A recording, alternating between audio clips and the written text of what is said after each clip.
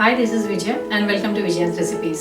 आज हम कोई रेसिपी नहीं, लेकिन आज हम शेयर करेंगे आपके साथ कुछ useful kitchen tips and tricks जो आप भी इसे यूज़ कर सकते हैं।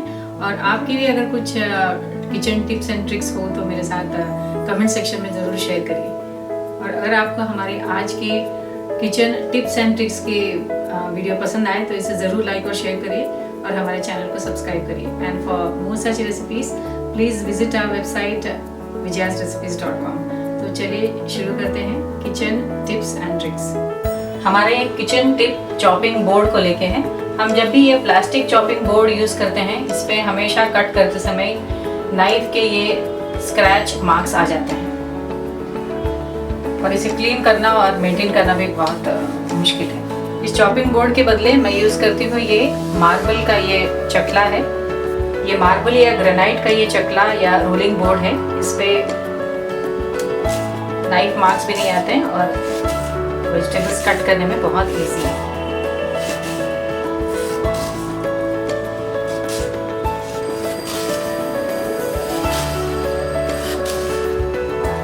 इसमें कट करने के बाद नाइफ के मार्क्स भी नहीं आते हैं और इसे धोना भी बहुत इजी है। सिंपल प्लेन वाटर से हम इसे धो सकते हैं। धो लेना बहुत ही आसान हो जाता है। बस देखिए, स्क्रैच मार्क भी नहीं है।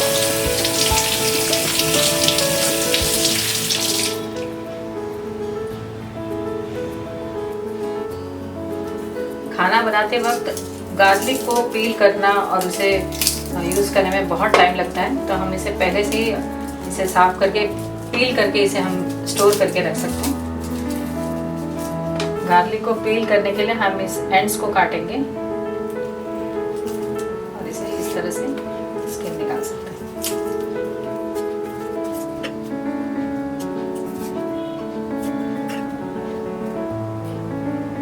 ऐसे एंड्स को काट के पील करने से आसानी हो जाता है।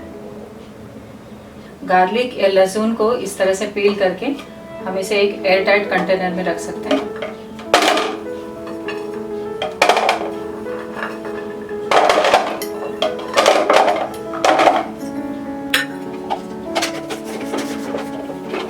और इसे हम फ्रिज में स्टोर करके रख सकते हैं। 8-10 दिन तक ये एकदम फ्रेश रहता है। ग्रीन चिलीज या हरी मिर्च स्टोर करने के लिए हम एक एयर टाइट कंटेनर लेंगे, जिसमें हम ये टिश्यू पेपर से लाइन करेंगे और ये ग्रीन चिलीज या हरी मिर्च के एंड्स निकाल देंगे।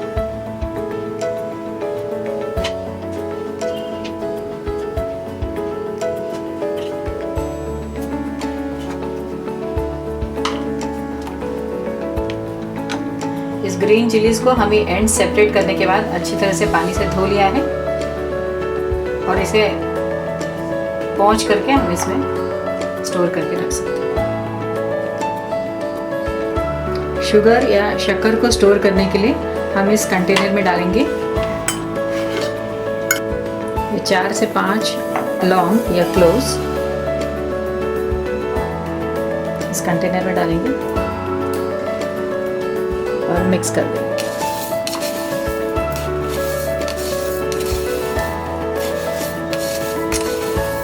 क्लोव्स या लौंग डालने से शुगर में चींटियां नहीं आएंगी। पालक या स्पिनाच स्टोर करने के लिए हम ये यहाँ से काट देंगे इसे और ये लीव्स को सेपरेट कर लेंगे। ये स्टेम पार्ट निकाल देंगे।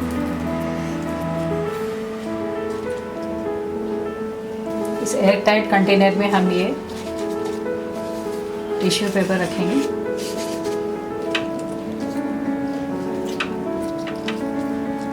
और ये पालक के एंड्स को काट देंगे।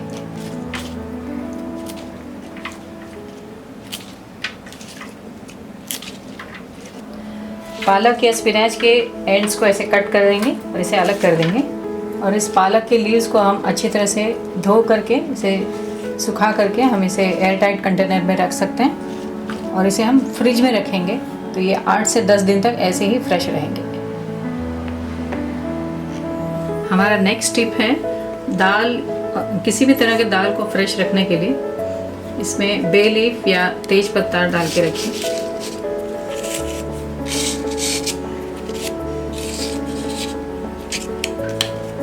ये ज़्यादातर में तो ये फ्रेश रहेंगे।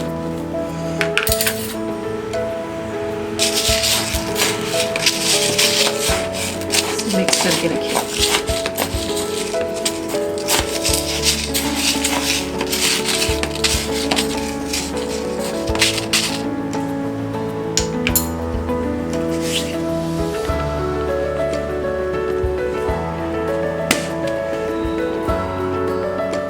मैं हमेशा जब भी दही या कर्ड ऑफिस ले जाती हूँ तो मेरे सारे फ्रेंड्स पूछते हैं कि तुम्हारे डब्बे में दही इतना अच्छी तरह से जम कैसे जाता है।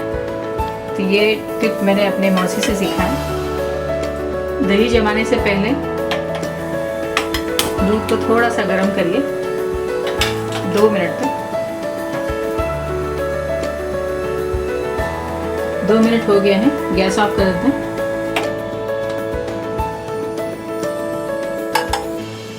जिस कंटेनर में हमें दही को सेट करना है हम इसे स्टैंड पे रखेंगे और ये मिल्क इसमें पोर करेंगे।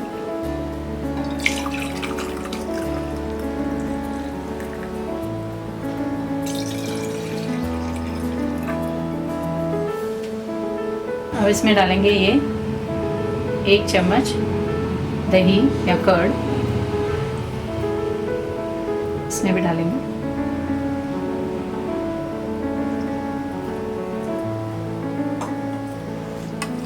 मिक्स कर देंगे।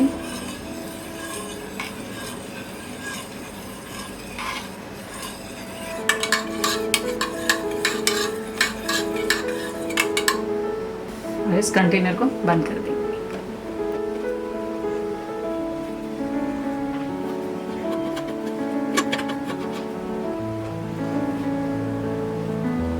और इसे ओवरनाइट सेट होने के लिए रख देंगे। हमने दही सेट होने के लिए ओवरनाइट रख दिया था। अब हम इसे फ्रिज में रख देंगे। 2 घंटे फ्रिज में रखने के बाद दही इस तरह से सेट हो गया है। इस तरह से थिक सेट हुआ है। अब हम इसे स्पून से निकाल के दिखाएंगे।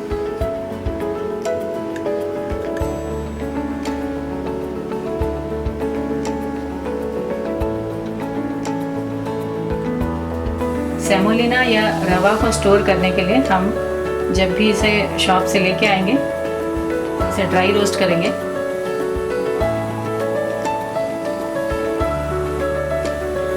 गैस ऑन करेंगे और इसे मीडियम फ्लेम में 5 मिनट तक इसे ड्राई रोस्ट करेंगे।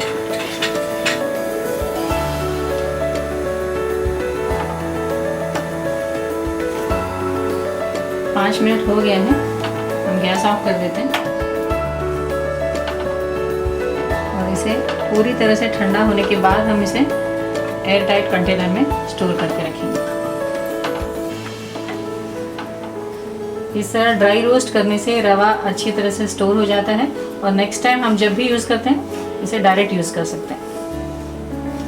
हम इस रोस्टेड रवा या सेमोलिना को एयर टाइट कंटेनर में स्टोर करेंगे।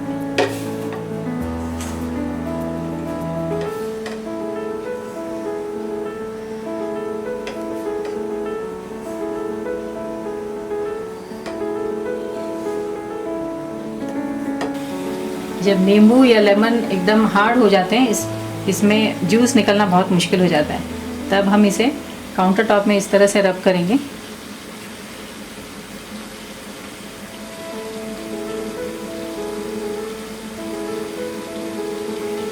ऐसा करने से ये नींबू सॉफ्ट हो जाएगा और इससे अच्छी तरह से जूस आएगा। अगर फिर भी हार्ड रहा तो हम इसे बॉइलिंग वाटर में डालेंगे। बॉइलिंग वाटर में हमें नींबू डालेंगे, इसे 5 मिनट तक बॉईल करेंगे। इसे मीडियम फ्लेम में हम बॉईल करेंगे।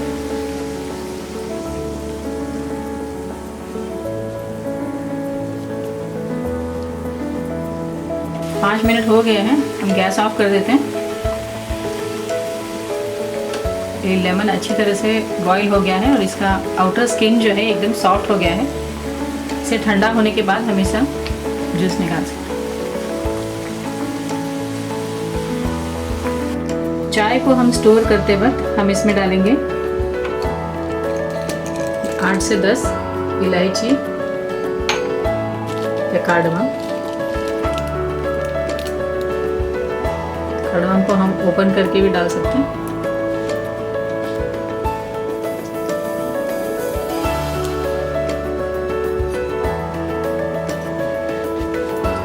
इसे मिक्स कर देंगे। इस तरह से कार्डमम या इलायची इसमें डालने से हम जब भी मसाला चाय बनाते हैं ये बहुत ही टेस्टी बनता है।